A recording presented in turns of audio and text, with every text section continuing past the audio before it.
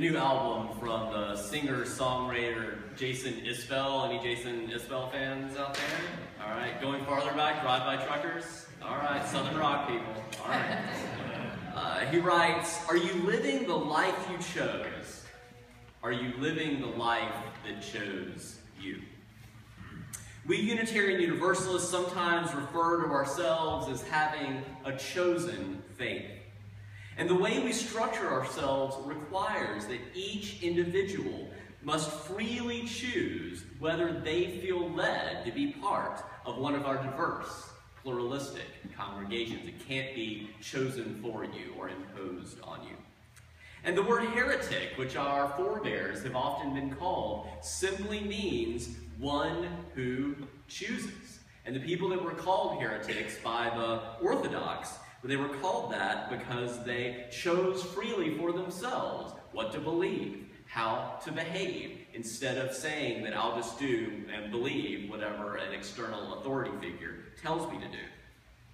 And the liberal turn in religion that happened in the wake of the Enlightenment is precisely the move from religion being controlled by external authorities to religion finding equally legitimate authorities in both reason, what makes logical sense and what can be proven, as well as in personal experience. What do I know to be true? Because I've experienced it directly, firsthand, for myself.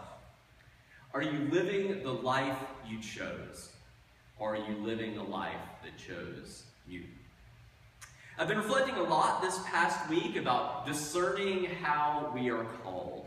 Monday through Thursday, I was in Chicago being trained as a facilitator in what's going to be a 3-year-long conversation within and amongst the UU Ministers Association on the topic of where leads our call.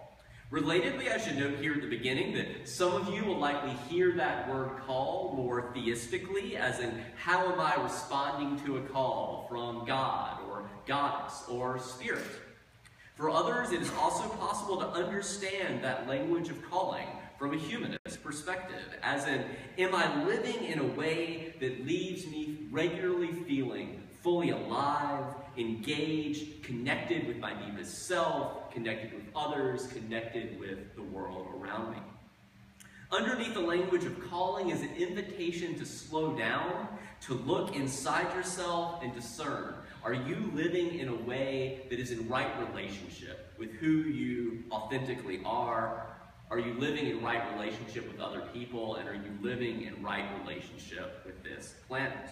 Or does that examination make you feel called, make you feel led to potentially live differently?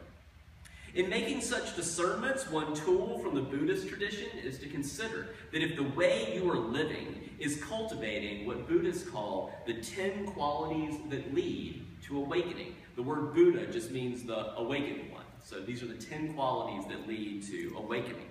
Generosity, renunciation, wisdom, strength, effort, truthfulness, determination, loving kindness, and equanimity. Is the way you're living cultivating that in you? Or is it cultivating what Buddhists call the 10 fetters that distract you from awakening? That is self-identity, or what Western psychologists would call narcissism.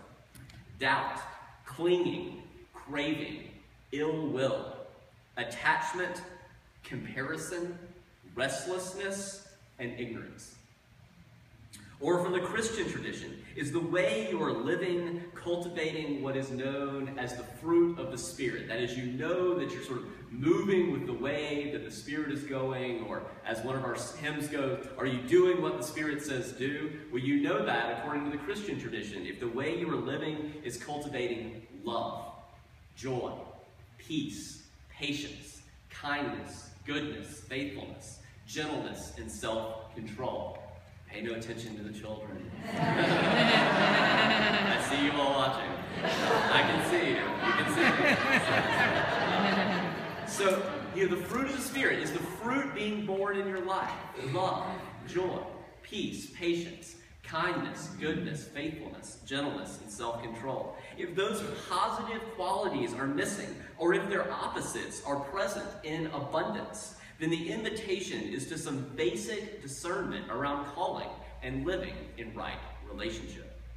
I'd like to share with you just a little this morning about some of my own experience of how I've answered the question of where leads your call and how that for me has evolved over time and is likely still evolving. As I do so, I invite you to reflect on the ways that the direct or perhaps quite circuitous paths your life is taking. You know, some people just sort of, when they're asked as a 3-year-old, what do you want to be? They're like, I want to be a nurse. And then they go to nursing school and they become a nurse for 30 years. But some of us, it's a little more circuitous than that. So at various turning points in discerning your path, how have you discerned which path to take? And how might your reflections inform your discernment of where your path might lead in the future? Some of that may be positively. I chose this path for this reason and it worked out. Or I chose this path for this reason and it didn't work out. So that both of those can be quite illuminating for the future. And discerning, are you living the life you chose? Or are you living a life that chose you? To give you some of the highlights of how I ended up as your minister, one way of discerning a call is to look back on those activities that you did as a child when you had free time and just hours would fly by and you wouldn't even realize that any time had passed. For me, one of those activities was reading. And so from that perspective, it's no surprise really that I was drawn to the UU ministry, which has a long and strong tradition of heavy educational requirements for clergy. I remember in seminary, one of my professors lamenting that when he visited the congregations and went into the offices of former students, all too often he could essentially pinpoint, even if he didn't know them that well, he could kind of pinpoint the time of the basic period of time in which they graduated, because that was when the new books stopped. Basically, they hadn't read any new books since seminary. So you must have graduated around 92. In contrast, one of the stereotypes of UUs is that we sometimes, for better or worse, seem to be seeking salvation by bibliography. That is, if you've got a problem, start by reading a book about it. And in the same way that some of my friends just passionately love, I like playing soccer and basketball, but I had friends that played basketball and soccer for just hours on end, as much time as they possibly could, or just all their free time was spent cooking or painting or working on old cars or spending time in nature. In that same way, the same way that I loved reading, I really also loved congregational life.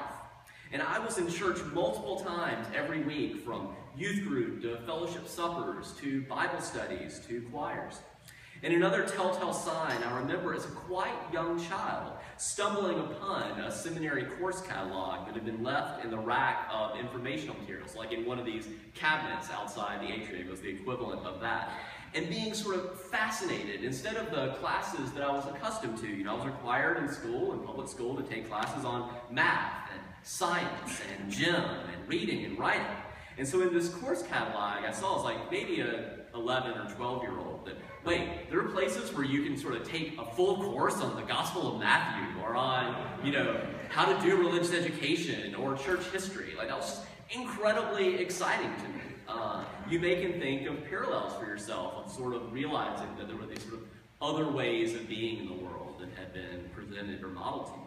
Because going deep and asking hard questions about religion and the spiritual life really wasn't modeled for me much in my childhood congregation. And I sort of forgot about that excitement, what one could call that calling about seminary for many years. Growing up in the Midlands of South Carolina, people, at least the people that I knew, who did well in school and who wanted to be challenged intellectually, they didn't go to seminary. They went to med school and they went to law school. So I went to college intending to be pre-med, but my freshman year I took this year-long humanities sequence, and it was team taught by a series of English, history, and religion professors, and it covered the general education requirements for all three of those areas over the course of the year. And although I continued to be fascinated by biology and medicine, and it was the lectures of those religion professors that really hooked me, and that professor also happened to have a strong background in philosophy. They called to me, if you will.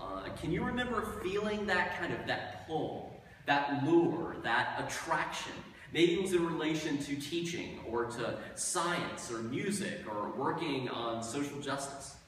In that same humanities sequence, the lectures in English and history were quite interesting, and they likely, I know they did, call to others more strongly, but it was the lectures in religion that led me to say, I have to know more about that, and sent me to the library to research more, and sent me to office hours wanting to go more in much greater depth than was required. And by the end of my freshman year, I had declared a double major in religion and philosophy, even though at that point I hadn't actually taken a full-fledged philosophy course, and that's what I ended up doing. So looking back, who in your life modeled for you vocations that you began to discern as a call? At that point, however, it was far from clear to me that I was called to be a minister, much less a Unitarian Universalist minister. I had never heard of Unitarian Universalism. Part of our problem, topic for a separate sermon. It was a real turning point for me in college to decide whether to pursue graduate work in philosophy or in religion. And then in divinity school, whether to pursue teaching or whether to pursue ministry at some point. You may can think of these turning points in your own life. And as divinity school ended, whether to pursue congregational ministry or community ministry, working in a retreat center or in a homeless shelter, working as a chaplain of some sort. For some of you, it again may have been more of a straight shot, but for me and others, there were many more forks in the road. I remember that the summer before I entered seminary, without asking, I was offered this plum, well-paying youth ministry job. And even though I had grown up in a great youth group, that had been in a theologically conservative Southern Baptist congregation, and I had just spent the past 40 years of college deconstructing everything that I had been taught about religion growing up. And the prospect of being a youth minister, even in a fairly progressive Christian congregation, seemed absolutely terrifying to me. I had become skilled at doubt and asking really hard questions, but I had no tools for reconstructing what an authentic religious or spiritual life may look like in any meaningful sense, nor was I yet fully comfortable with my doubts.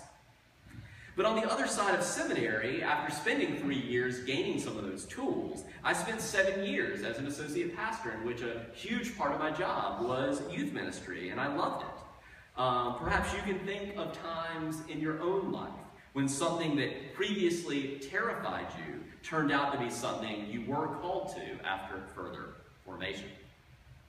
The real turning point for me toward congregational ministry came when I realized that as much as I love and continue to love exploring religion intellectually, I was even more interested, not just in writing books about that, but in deciding, what is actually possible with religion in real life, with real people. That I didn't want to merely write about social justice. I'm more interested in what concrete steps we can take one after another to building and working for more social and environmental and economic justice in Frederick and beyond. I don't merely want to theorize about religion and just worry about the kind of religion that's in my head. I'm interested in what first-hand experiences, what experiences of the sacred, whatever that means for you, that we can cultivate individually and as a congregation. All that being said, I'm also aware of how privileged I am to get paid to do a job that I love. As we explored in a sermon back in June, the vast majority of humans earn a living through what is called alienated labor. Work that is not personally fulfilling, but that one must do anyway if you want a roof over your head, food on your table, and clothes on your back. That realization can help increase or help more people hear a calling to work for economic justice and for a revitalized labor movement. There's also real ways in which the contingencies and injustices of life can throw us unexpectedly off what we thought we were called to do, or which we may be called to do, but they can really throw us off. You can likely think of examples from your own life, but there are real ways, for example, in which my life is irrevocably different because my father died of esophageal cancer when I was 15. There's real ways in which my wife Megan's life is irrevocably different because her mother died of complications around type 1 diabetes when she was 21. At that point, her father was not in her life. Or consider the death of the 28-year-old African-American woman, Sandra Bland, who was due to start a new job tomorrow morning, August 3rd, but instead is dead in the wake of an aftermath of an unnecessary traffic stop, when her mild resistance and mild assertion of her freedom, her dignity, and her rights was met with abusive police force. I remember being pulled over in Virginia in a speed trap and having a police officer make it clear that if I kept asking him questions, I'd asked him like one, he made it clear that he would escalate the situation. And I'm a white dude, and my wife was sitting right there beside me as a witness. Now I have friends who are police officers, including here in Frederick. 2 of them I have lunch with once a month. And they do their jobs well, as far as I can tell, but there are too many police officers becoming increasingly militarized and confusing protect and serve with respect to my authority without question, particularly toward people of color. Along these lines, if you haven't read Ta-Nehisi Coates' new book, Between the World and Me, I strongly encourage you to do so. I'll try to set a time soon, maybe in a few weeks, to have a congregational conversation about it. Ta-Nehisi Coates, Between the World and Me. For now, as we are reflecting on all the good and all the bad and painful that has brought us to this present moment in our lives, I'm reminded of the wisdom that the Lake Forest Church, former minister of All Souls Unitarian in New York City, used to say regularly. Knowing all that came before and all that's brought us to this moment, do still what you can. Want what you have as much as possible. And be who you are. Despite all that may have come before, there is much wisdom for us, no matter what, for discernment of, in that saying, for our discernment of the one next step to which we are called. Do what you can. Want what you have. And be who you are. Are you living the life you chose? Or are you living a life that chose you? Having shared some with you about my call, interwoven with some invitations for you to continue to reflect on where leads your call, I'd like to move us toward conclusion with just a few thoughts on where leads our call. I'm interested, for example, in what might be possible here at the beginning of my 4th year as your minister and in years to come. With 3 years behind us, you know me better. I know you better. We are better poised than ever to lean more fully into our covenant of shared ministry, to live out our UU principles through what we call mutual trust and support. So what might that now make possible? We're at the beginning of year 2 of a 5-year strategic plan that we together as a congregation wrote that calls us in particular to focus on religious education, particularly for our young people, on the ways we might get more involved in the community and the ways that we might more increase our work for social and environmental justice. In the coming days and weeks, I invite you to continue to reflect on where leads our call, as well as how you feel called to become more fully in right relationship with yourself, right relationship with others, and right relationship with this planet. For now, I'll leave you with a blessing that's adapted from one written by the leadership of the Spiritual Direction training program that I did a few years ago. May you always enter ever more deeply into your humanity, that your heart may be open to receiving more and more love. May we always continue to be stretched, that we may see, hear, and embrace the new things that are always emerging in our midst, if we'll notice. May our spirits continue to be drawn together into this beloved community of service and singing, meditation and listening, hospitality and learning, compassion and justice. And may we keep freely choosing to be fully ourselves, fully alive, grateful, connected to ourselves and one another, that we may love and serve one another, our families and communities, the larger UU movement, this planet, and even the universe itself. Amen, and blessed be. As you continue to think through these things in your place in discerning your call, I invite you to rise and body your spirit. Look in your teal hymnals, 1008, when our heart is in a holy place You'll notice that we start with the chorus and then we'll sing first. It kind of goes verse, chorus, but it starts with the chorus, and at the end you'll come back and sing the